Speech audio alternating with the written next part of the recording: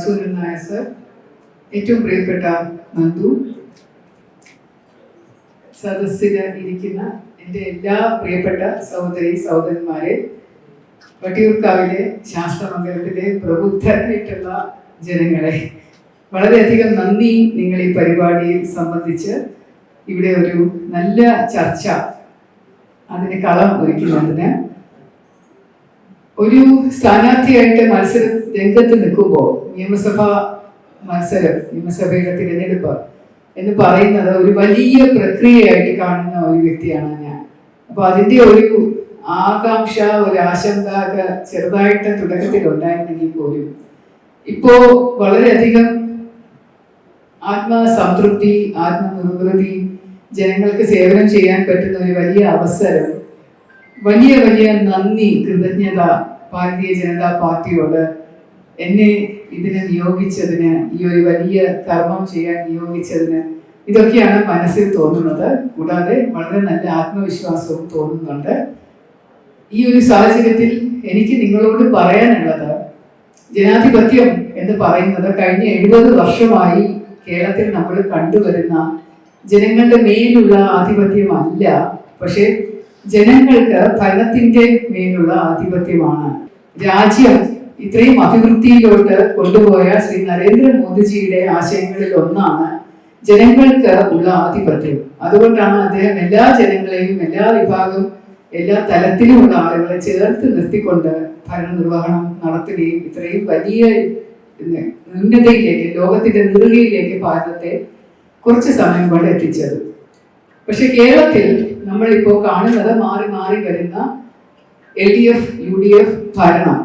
അവർക്ക് കൂടുതൽ ഇഷ്ടം എന്ന് പറയുന്നത് ജനാധിപത്യത്തിന്റെ ആധിപത്യം മാത്രമാണ്. അത് ജനങ്ങളെ ഇലക്ഷൻ സമയത്ത്, നിയമസഭാ ഇലക്ഷൻ, ലോക്സഭാ ഇലക്ഷൻ സമയത്ത് മാത്രം നിങ്ങളുടെ ദാസന്മാരാണ് എന്ന് പറഞ്ഞുകൊണ്ട് പ്രചാരണം നടത്തുകയും ബാക്കി വിജയിച്ചു വന്നു കഴിഞ്ഞാൽ ജനങ്ങളുടെ മുകളിൽ കയറി നിന്ന് ആധിപത്യം പുലർത്തുകയും ചെയ്യുന്ന ഒരു സാഹചര്യം കാണുന്നുണ്ട്.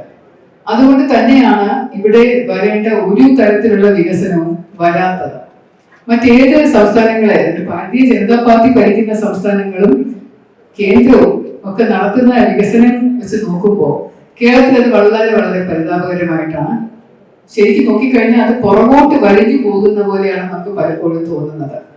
ഇവിടെ ഏറ്റവും കൂടുതൽ വലിയ ഒരു കടക്കിണി എന്ന് പറയുന്ന 5 ലക്ഷം കോടി രൂപയോട് അടുപ്പിച്ചുള്ള ഒരു കടക്കിണിയിൽപ്പെട്ട് കഷ്ടപ്പെടുന്ന ഒരു സാമ്പത്തിക സ്ഥിതിയാണ് നമ്മുടെ സംസ്ഥാനത്തിനുള്ളത്. ആകപ്പാടെ പിടിച്ചു നിൽക്കുന്നത് മദ്യവിൽപ്പനയും ലോട്ടറി വിൽപ്പനയും പിന്നെ വിദേശത്ത് ജോലി ചെയ്യുന്ന NRIകളുടെ പൈസയും കൊണ്ട് മാത്രമാണ് എന്തെങ്കിലും ഒരു ധനം കിട്ടുന്നത്. നികുതി ഇനത്തിൽ തന്നെ വൻപിച്ച കാശ് പിടിച്ച് സർക്കാരിന് നേടിയെടുക്കാൻ കഴിയുന്ന സാഹചര്യം കേരളത്തിന് അകത്ത് തന്നെ ഉണ്ടെങ്കിലും അവരുടെ പാർട്ടി ആധിപത്യം കൊണ്ട് അല്ലെങ്കിൽ പാർട്ടി സ്വാധീനത്തിൽ വഴങ്ങിക്കൊണ്ട് പലർക്കും വിട്ടുവീഴ്ചകൾ ചെയ്തു കൊടുത്തുകൊണ്ട്, ഒത്താശ ചെയ്തു കൊടുത്തുകൊണ്ട് വൻപിച്ച നികുതി പണം പിരിച്ചെടുക്കാതെ കണ്ണടച്ചുകൊണ്ടാണ് ഈ നഷ്ടം വരുത്തിയിരിക്കുന്നത്. കൂടാതെ ഒരു കടക്കെണി എന്ന് പറയുമ്പോൾ അതിനകത്ത് നിന്ന് മോചനം കിട്ടാനായിട്ട് വികസനത്തിലൂടെ മാത്രമേ സാധിക്കൂ. ഒരു നല്ല ഇൻഡസ്ട്രി, ഒരു നല്ല ഒരു തൊഴിലധിഷ്ഠിത സ്ഥാപനം ഇവിടെ വളർത്തിയാൽ കുറച്ചധികം കാശ് പലർത്തും നമുക്ക് ഉണ്ടാക്കിയെടുക്കാൻ സാധിക്കും. കേരളത്തിലേക്ക് നമുക്ക് കച്ചവടം, എക്സ്പോർട്ട് ബിസിനസ്, നമുക്കിപ്പോൾ വിഴിഞ്ഞമുണ്ട്, എയർപോർട്ടുകൾ ഇഷ്ടംപോലെ ഉണ്ട്. അപ്പൊ അതിൽ നിന്നൊക്കെ നമ്മൾ എക്സ്പോർട്ട് കുറച്ചും കൂടെ മെച്ചപ്പെടുത്തിയെടുത്താൽ തീർച്ചയായിട്ടും ഇതിനകത്തേക്ക് പണപ്രവാഹം ഉണ്ടാകും. നല്ല നല്ല ഇൻഡസ്ട്രീസ് ഉണ്ടാക്കിയെടുക്കാൻ സാധിക്കും. പിന്നെ കേന്ദ്രത്തിൽ നിന്ന് വരുന്ന നമുക്ക് കിട്ടേണ്ടതായിട്ടുള്ള, സംസ്ഥാനത്തിന് കിട്ടേണ്ടതായിട്ടുള്ള GST കൂടാതെയുള്ള ഒരുപാട് വിഹിതങ്ങളുണ്ട്. പല പല യോജനകളുടെയും പല പദ്ധതികളുടെയും പ്രൈം മിനിസ്റ്റർ തന്നെ വിഭാവന ചെയ്തിട്ടുള്ള 100 കണക്കിന് ജനസേവന പദ്ധതികളുണ്ട്. അതിനൊക്കെയുള്ള ഫണ്ട് ഇങ്ങോട്ടേക്ക് കൊണ്ടുവന്നാൽ മാത്രം മതി, നമ്മുടെ കടക്കെണിയിൽ നിന്ന് വലിയൊരു മോചനം നമുക്ക് ലഭിക്കും.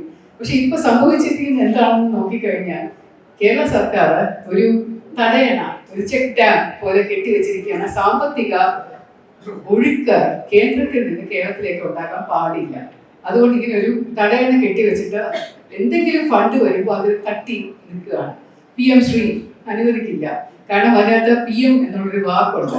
PMAY ആവാസ് യോജന ഇടയ്ക്ക് കുറച്ചൊന്ന് തടയണ പൊട്ടിച്ചകത്തോട്ട് ഒഴുക്കി. പക്ഷെ അതിനകത്തൊരു ലോഗോ വെക്കണമെന്ന് പറഞ്ഞപ്പോൾ അവരത് മാറ്റി വീണ്ടും കെട്ടി. വേണ്ട, ഞങ്ങളുടെ ലൈഫ് പദ്ധതിയായിട്ട് ഞങ്ങൾ കൊണ്ടുപോയിക്കോളാം. PM-ന്റെ വേണ്ട. അത് കഴിഞ്ഞ് ആയുഷ്മാൻ ഭാരത്, അതും PM-ന്റെ പദ്ധതിയാണെന്ന് അറിയാം, ഹിന്ദി വാക്കുകളാണ്. അങ്ങനെ ആയുഷ്മാൻ ഭാരത് എന്ന് എഴുതി വെക്കണം, വേണ്ട.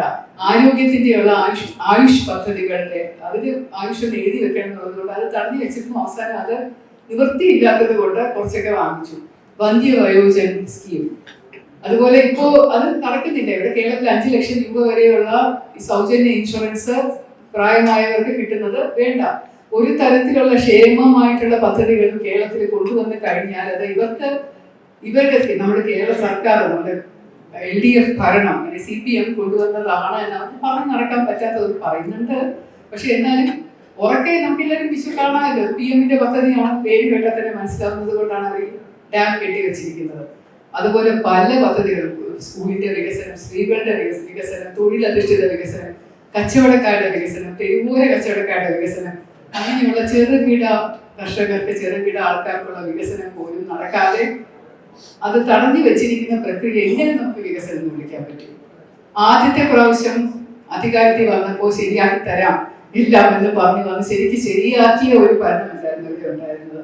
അതിനുശേഷമുള്ള 5 വർഷവും നമ്മൾ ഒരു തുടർ ഭരണം എന്ന നിലയിൽ കണ്ടത് അതിലും ദയനീയമായിരുന്നു. കാരണം ആദ്യത്തെ പ്രാവശ്യം പിന്നെയും 1-2 പേര് എടുത്തു പറയാൻ നല്ല മന്ത്രിമാരുണ്ടായിരുന്നു.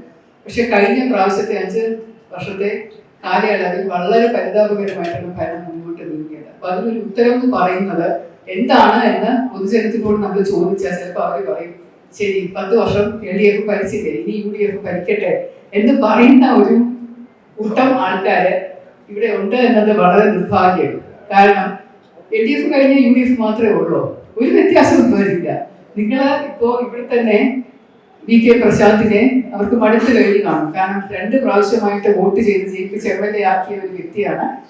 അത് അദ്ദേഹം ഒന്നും കാര്യമായിട്ട് ചെയ്യുന്നില്ല എന്നറിയാവുന്നത് കൊണ്ട് അപ്പൊ ശരി മാറ്റി UDF-ന്റെ സ്ഥാനാർത്ഥി വരട്ടെ എന്ന് വിചാരിച്ചു കഴിഞ്ഞാൽ പോലും ഒന്നും മാറില്ല. കാരണം ഇവര് ഒരേ പ്രതിച്ഛായയിലുള്ള 2 സ്ഥാനാർത്ഥികളാണ്, അവരുടെ പ്രതിച്ഛായ ഒന്ന് തന്നെയാണ്, അവർ രണ്ടുപേരും ഒന്നിച്ച് തന്നെയാണ് നിൽക്കുന്നത്. അപ്പൊ ഇങ്ങനെയുള്ള ഒരു പശ്ചാത്തലത്തിൽ UDF-ന്റെ കാൻഡിഡേറ്റിനും സ്ഥാനാർത്ഥിക്കും 2 പ്രാവശ്യം വട്ടിയൂർക്കാവിൽ തന്നെ നിങ്ങൾ സ്ഥാനം കൊടുത്ത് ജയിപ്പിച്ചിട്ടുണ്ട്, അവസരം കൊടുത്ത് ജയിപ്പിച്ചിട്ടുണ്ട്. അദ്ദേഹത്തിൻ്റെതായിട്ട് അവകാശപ്പെടാൻ നമ്മൾ നോക്കിയാൽ 2 ബസ് സ്റ്റാൻഡുകളുണ്ട്, 2 ഹൈമാസ്റ്റ് ലൈറ്റുകളുണ്ട്. അതല്ലാതെ വേറെ കാര്യമായിട്ടൊന്നും ജനങ്ങൾ കാണുന്നില്ല എന്നതാണ് എനിക്ക് കിട്ടിയ വിവരം. അപ്പൊ അതുകൊണ്ട് നമുക്കൊരു മാറ്റം വേണം, മാറാത്തതിനി മാറണം, കേരളം വളരണം, ഒരു വികസിത കേരളം ഉണ്ടാകണം. ആ വികസനത്തിന് തീർച്ചയായിട്ടും ഒറ്റക്കെട്ടായിട്ട് അഴിമതി രഹിത ഒരു വികസനം, സുതാര്യമായിട്ടുള്ള സുസ്ഥിരമായിട്ടുള്ള ഒരു വികസനം, അതിവിടെ ജനങ്ങൾക്ക് കാണാനും തൊടാനും ഉപയോഗിക്കാനും അനുഭവിക്കാനും ഒക്കെ പറ്റുന്ന രീതിയിലുള്ള ഒരു വികസനം. അല്ലാതെ ഒരു വികസനം എന്ന് പറഞ്ഞുകൊണ്ട് ഒരു തറക്കല്ലിട്ട്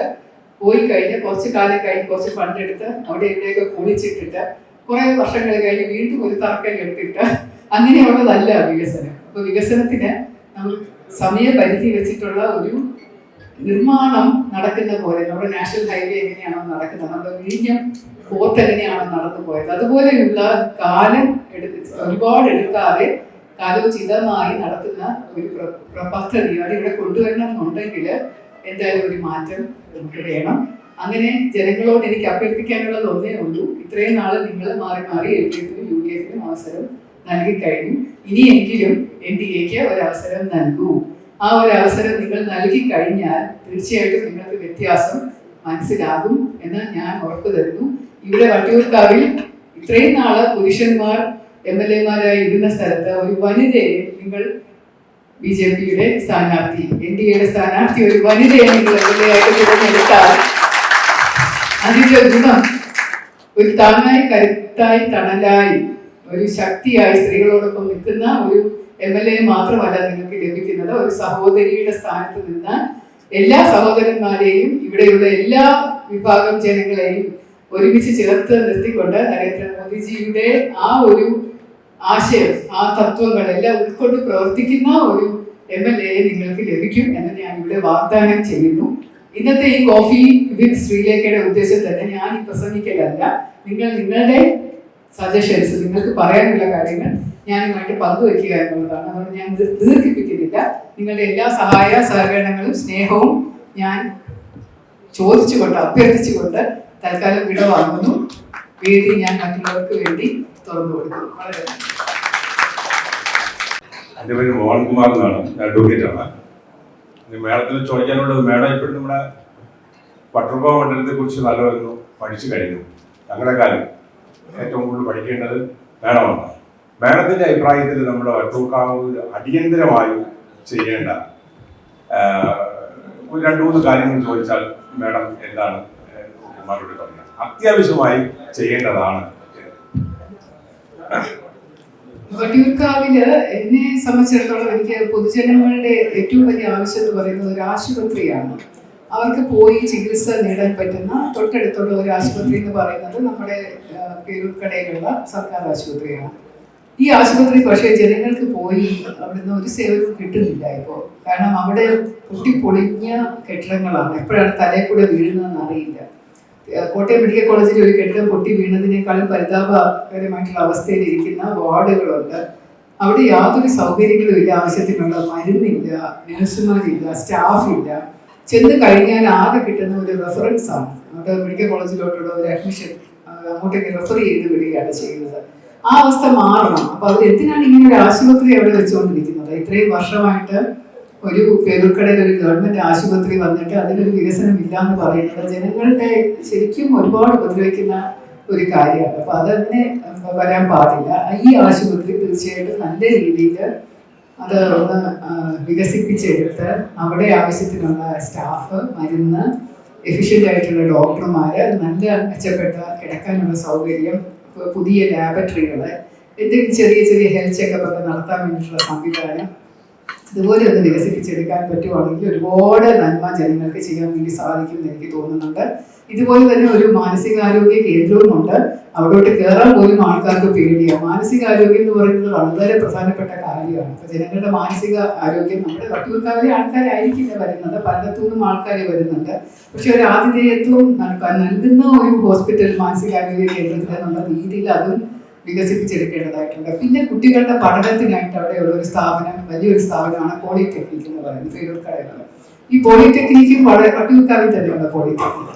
അവിടെ രാഷ്ട്രീയമല്ലാതെ വേറൊന്നും നടക്കുന്നില്ല. SFIയുടെ കോട്ടയായിരുന്ന സ്ഥലമായിരുന്നത് കൊണ്ടായിരിക്കും അവിടെയും ഒരു തരത്തിലുള്ള പഠനവും കാര്യക്ഷമമായിട്ട് നടത്തുന്നില്ല. അപ്പൊ അതുകൊണ്ട് രാഷ്ട്രീയം നടന്നോട്ടെ, അതിനെതിരെ പറയാൻ പറ്റില്ല. പക്ഷെ എന്നാലും അവിടെ കുറച്ചും കൂടെ ഹൈലി കുറച്ചും കൂടെ ക്വാളിഫൈഡ് ആയിട്ടുള്ള എഡ്യൂക്കേഷൻ കൊടുക്കാൻ ഉതകുന്ന തരത്തിലുള്ള തൊഴിലധിഷ്ഠിത കോഴ്സുകളും കൂടെ ഉൾപ്പെടുത്തിക്കൊണ്ട് ഒരു ക്യാമ്പസ് റിക്രൂട്ട്മെന്റ് എങ്ങനെയാണ് നടപ്പിലാക്കാൻ സാധിക്കും? നമ്മുടെ കേരളത്തിൽ തന്നെ ഇഷ്ടംപോലെ സ്ഥലങ്ങളിലേക്ക് ഇപ്പോൾ കഴിഞ്ഞാൽ പോർട്ട് വന്നു കഴിഞ്ഞു, അതുപോലെയുള്ള എക്സ്പോർട്ട് സോണുകൾ ഉണ്ടാവുന്നുണ്ട്. അപ്പൊ അതൊരു ഇവിടെ തന്നെ കേരളത്തിൽ തന്നെ ഒരുപാട് ദൂരെ പോകാതെ അച്ഛനമ്മമാരുടെ അടുത്ത് തന്നെ ഇരുന്ന് ജോലി ചെയ്യാൻ പറ്റുന്ന രീതിയിലുള്ള സ്കില്ലിംഗ്, സ്വന്തം ബിസിനസ് കണ്ട് പിടിക്കാൻ സാധിക്കുക. ചെറിയ കമേഴ്സിന്റെ കോഴ്സുകളോ അല്ലെങ്കിൽ MBAയുടെ തന്നെ ചെറിയ കോഴ്സുകളോ ഒക്കെ നടത്തി കഴിഞ്ഞാൽ തീർച്ചയായിട്ടും ഈ ഒരു കോളേജിന്റെ കാര്യം നമുക്ക് നന്നായിട്ട് എടുക്കാൻ പറ്റും. പിന്നെ പൊതുവെ ആവശ്യമായിട്ടുള്ള കുറച്ച് ശുചീകരണ പ്രവൃത്തികളുണ്ട്. അവിടെയുള്ള തോടുകളും ഓടകളും ഒക്കെയുള്ള വളരെ മാലിന്യം നിറഞ്ഞു കിടക്കുന്ന കുറെ സ്ഥലങ്ങളുണ്ട്. ഞാനിപ്പോ കുറെ സ്ഥലത്ത് പോയപ്പോഴത് കണ്ടതാണ്.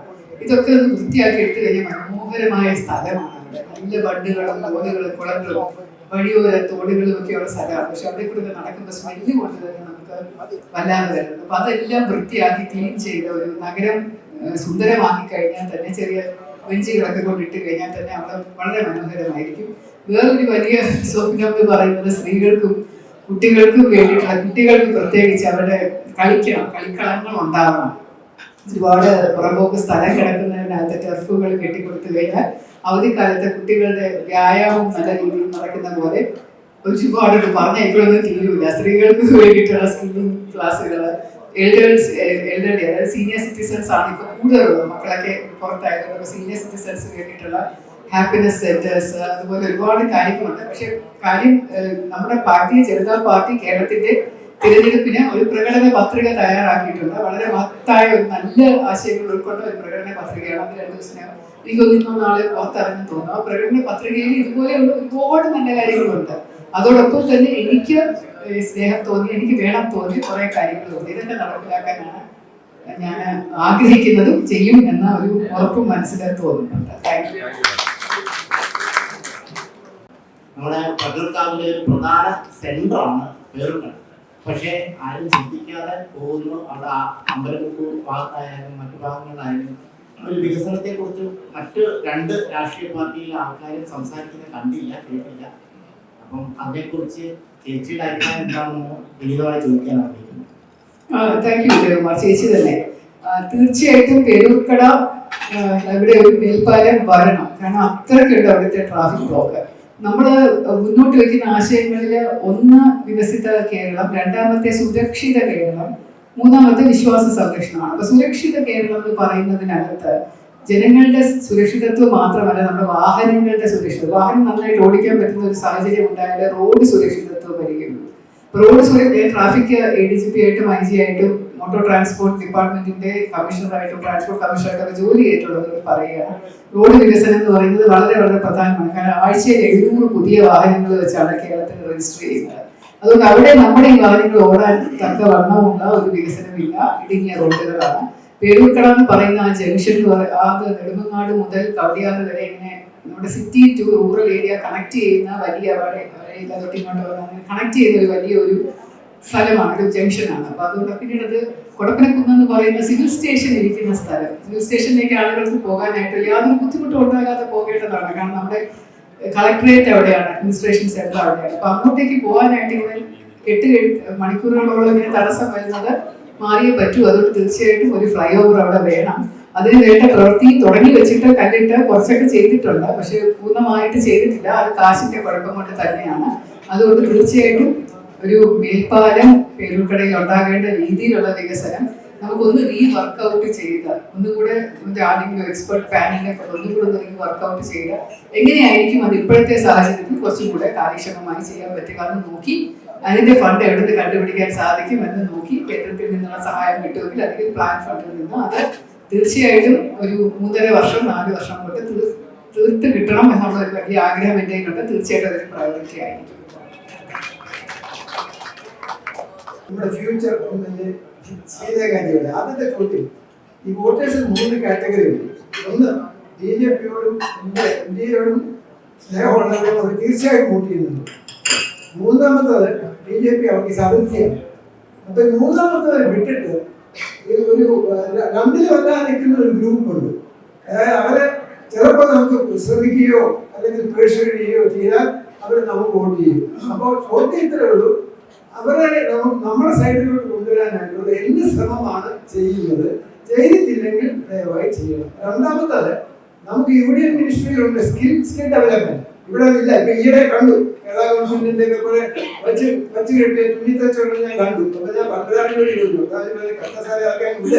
അപ്പൊ നമുക്ക് ശ്രീകലാജി എവിടെ പോയാലും മറ്റവരോടും പറയാൻ എനിക്ക് സ്വാതന്ത്ര്യമില്ല. അതുകൊണ്ട് ശ്രീകലാജി പറയാണ്, എവിടെ പോയാലും അവരോട് വേണം നിങ്ങളുടെ കുട്ടികളെ മാർഗദർശനം കൊടുക്കാനായിട്ട് കരിയർ ഡെവലപ്മെന്റ്, അതുപോലെ സ്കിൽ ഡെവലപ്മെന്റ്. പിന്നെ ഇവരെല്ലാം പഠിച്ച് പാസ്സായിട്ടുണ്ട്, അപ്പൊ അവർക്ക് ഒരു മാർഗദർശനം കൊടുക്കണം. Basically any job has got an opportunity as well as a challenge. അത് മനസ്സിലാക്കി സൊല്യൂഷൻ ആദ്യത്തെ ചെയ്യുന്നുണ്ടെങ്കിൽ തുടരട്ടെ, രണ്ടാമത് തീർച്ചയായിട്ടും ചെയ്യണം. നമസ്കാരം. ഞാൻ ചേട്ടാന്ന് വിളിക്കാൻ പോവാണ്. ശ്രീലേഖാന്ന് വിളിച്ചോളൂ. ഇതിനകത്ത് നമ്മള് ഒരു സാർ പറഞ്ഞതുപോലെ ശരിയാണ്. അതായത് BJPയോട് ഇപ്പോഴും വൻപിച്ച വെറുപ്പ് വെച്ച് പുലർത്തുന്ന ഒരു കൂട്ടം ആൾക്കാരെ കേരളത്തിലുണ്ട്. അതൊന്നും ചെയ്യാൻ പറ്റില്ല. ചെന്ന് കഴിഞ്ഞാലും നമ്മുടെ സമയം മെനക്കെടുന്നുള്ളതല്ലാതെ നമുക്കത് പിടിച്ചു നിൽക്കാനൊക്കെ പറ്റില്ല. കാലക്രമേണ അവർ മാറും എന്നുള്ള പ്രതീക്ഷയിലാണ് ഞങ്ങൾ ഇരിക്കുന്നത്. പക്ഷെ ഇപ്പൊ നമ്മൾ ചെയ്യുന്നത് ന്യൂട്രൽ വോട്ടേഴ്സ്, ന്യൂട്രലായിട്ട് നിസ്സംഗമായിട്ട് വോട്ട് ചെയ്യാതിരിക്കുന്ന ആൾക്കാരുണ്ടെങ്കിൽ അവരെ പറഞ്ഞ അവരോട് എത്ര സമയം നമ്മൾ ചെലവാക്കിയാലും വേണ്ടില്ല എന്നുള്ള ഒരു കാഴ്ചപ്പാടിലാണ് ഞാൻ തന്നെ ഇന്ന് രാവിലെ ഒരു പള്ളിയിൽ കുറച്ച് സമയം ഞാൻ സ്പെൻഡ് ചെയ്യുന്നത് തന്നെ എൻ്റെ ഒരു കമ്മ്യൂണിസ്റ്റ്, വളരെ വലിയൊരു കമ്മ്യൂണിസ്റ്റ് മാത്രം വോട്ട് ചെയ്യുന്ന ഒരു ലേഡിയുണ്ട്. ആ ലേഡി എന്നോട് രാവിലെ വിളിച്ച് പറഞ്ഞു, ആരോടും പറയില്ല രഹസ്യമായിട്ട്, ഇത്ര സമയത്ത് പള്ളി വന്നു കഴിഞ്ഞ് ദിവസം ഞായറാണ്, അവിടെ കുറെ ആൾക്കാരുണ്ടാവും പറഞ്ഞാണെങ്കിൽ ഞാൻ അവിടെ ചേർന്നു. അവര് തീർച്ചയായിട്ടും എൻ്റെ ആരാധികയായതുകൊണ്ടാണ് ഞാൻ ജോലി ചെയ്യുന്ന സമയം തൊട്ട് എൻ്റെ വീട്ടിൽ വരികയും എനിക്ക് വേണ്ടി ഈ കാര്യങ്ങൾ ചെയ്യുന്ന കാര്യം താമസിക്കുന്ന ഒരു ലേഡിയാണ്. അപ്പൊ അതുകൊണ്ട് അവരുടെ മുഴുവൻ ഫാമിലി മെമ്പേഴ്സും അവരുടെ സുഹൃത്ത് വലയവും പള്ളിയിലുള്ള ഒരു ഏകദേശം 500ഓളം ആൾക്കാരെയും അവർ ഇന്ന് എനിക്ക് പള്ളിയിൽ നിന്ന് ഇറങ്ങി എനിക്ക് ഒരു ഓല കൊണ്ട് തന്നിട്ട് എന്നോട് പറഞ്ഞ പള്ളിയുടെ മുമ്പിൽ വെച്ച് പറഞ്ഞതാണ്, ചേച്ചിക്ക് എൻ്റെ ആരോടും പറയേണ്ട പോലെ ചേച്ചിക്ക് വേണ്ടി ഞങ്ങളെല്ലാവരും കൂടെ ഉണ്ടാവും. അപ്പൊ അങ്ങനെ ഒരു വലിയ പ്രക്രിയ എനിക്ക് തോന്നുന്നത് ഔദ്യോഗിക ജീവിതത്തിൽ നിന്ന് തുടങ്ങിയതാണോ അതോ ഇപ്പൊ ഞാൻ രാഷ്ട്രീയത്തിൽ കയറിയത് കൊണ്ടുള്ള സ്നേഹമാണോ എന്നറിയില്ല. പക്ഷെ തീർച്ചയായിട്ടും കഴിഞ്ഞ തെരഞ്ഞെടുപ്പില് വോട്ട് ചെയ്യാത്ത ഇത്രയും ആൾക്കാരെ ഞാൻ ഇന്നത്തെ ഒരു പള്ളി ദർശനം കൊണ്ട് നേടിയെടുത്തതിന്റെ ചാരിതാർത്ഥ്യം ഉണ്ട്. അപ്പൊ അതുപോലെ ഒരുപാട് പേര് എന്നോട് ഇങ്ങനെ വന്ന് പറയുകയും നമ്മളവിടെ ചെന്ന കാര്യങ്ങൾ സംസാരിക്കാറ്. അച്ഛൻ ഈ ചെറിയ തന്നെ എന്റെ അവിടുത്തെ സോറി പേര് പറയലെന്ന് പറഞ്ഞിട്ട് എന്നെ അച്ഛൻ്റെ അടുത്ത് കൊണ്ടുപോയി പരിചയപ്പെടുത്തി അച്ഛൻ്റെ ആശീർവാദവും കിട്ടി എന്നത് വലിയ സന്തോഷമായിട്ട് തോന്നുന്നു. ഇതുപോലെയുള്ളവർ നമ്മൾ എത്ര സമയം ചെലവാക്കിയാലും കുഴപ്പമില്ല, നമ്മളവരെ പറഞ്ഞ് മനസ്സിലാക്കി ഇത് നന്മയ്ക്കാണോ നല്ലതിനാണ്. ഭാരതീയ ജനതാ പാർട്ടിക്ക് ഭാവിയുള്ളൂ കേരളത്തിലെ കൂടെ നിന്ന് കഴിഞ്ഞാൽ നിങ്ങൾക്ക് ഗുണം കിട്ടും. നമ്മളെല്ലാവരെയും ചേർത്ത് നിർത്തി ഭരിക്കുന്നവരാണ് സബ്കെ സാത്ത് സബ്കെ വികാസ് എന്ന ബുദ്ധിജീവിത തത്വത്തിൽ പ്രവർത്തിക്കുന്നവരാണെന്ന് പറയുന്നുണ്ട്. രണ്ടാമത്തെ കാര്യം സർ, തീർച്ചയായിട്ടും നമുക്കൊരു ഓറിയന്റേഷൻ കുട്ടികളോട് കൊടുക്കണം. ഒരു സ്കില്ലിങ്ങിന് വേണ്ടിയിട്ട് തൊഴിലധിഷ്ഠിത ഒരു കാര്യം തീർച്ചയായും ഡെവലപ്പ് ചെയ്തെടുക്കണം. ഇവിടെ തന്നെ തൊഴിൽ ഇപ്പൊ നമ്മൾ കാണുന്നത് വയോജനങ്ങൾ മാത്രം താമസിക്കുന്ന വട്ടിയൂർക്കാവിലെ മേഖലകളാണ്. കുട്ടികളൊക്കെ എവിടെയാണെന്ന് ചോദിച്ചാൽ ഒന്നുകിൽ വിദേശത്ത് അല്ലെങ്കിൽ പുറത്തുള്ള സംസ്ഥാനങ്ങളിൽ. അപ്പോൾ കുട്ടിയാണെങ്കിൽ അവർ തിരിച്ചു വരുന്നുള്ള പ്രതീക്ഷയുണ്ട് എനിക്ക്. പക്ഷെ അത് പോരാ, കുട്ടികൾ ഇവിടെ തന്നെ ജോലി ചെയ്യണമെന്ന് ആഗ്രഹിക്കുന്ന മാതാപിതാക്കളുണ്ട്. അപ്പൊ അതിനുള്ള ഒരു അവകാശം അല്ലെങ്കിൽ അത് ഭാരതം എന്ന് പറയുന്നത് ജോലി ചെയ്ത് ജീവിക്കുന്നതിനേക്കാളും ഒരു തൃപ്തിയും പുറത്ത് പോയി ജോലി ലഭിക്കില്ല. വളരെ കഷ്ടമാണ്, പൈസ കിട്ടുമായിരിക്കും, പക്ഷെ ജീവിത സാഹചര്യങ്ങളും മാനസികമായിട്ടുള്ള സാഹചര്യങ്ങളും വളരെ മോശമായിരിക്കും. അപ്പൊ അത് കുഞ്ഞുങ്ങളെ പറഞ്ഞ് മനസ്സിലാക്കേണ്ട ബാധ്യതയുണ്ട് നമുക്ക്. അത് ചെയ്യും തീർച്ചയായിട്ടും. Thank you.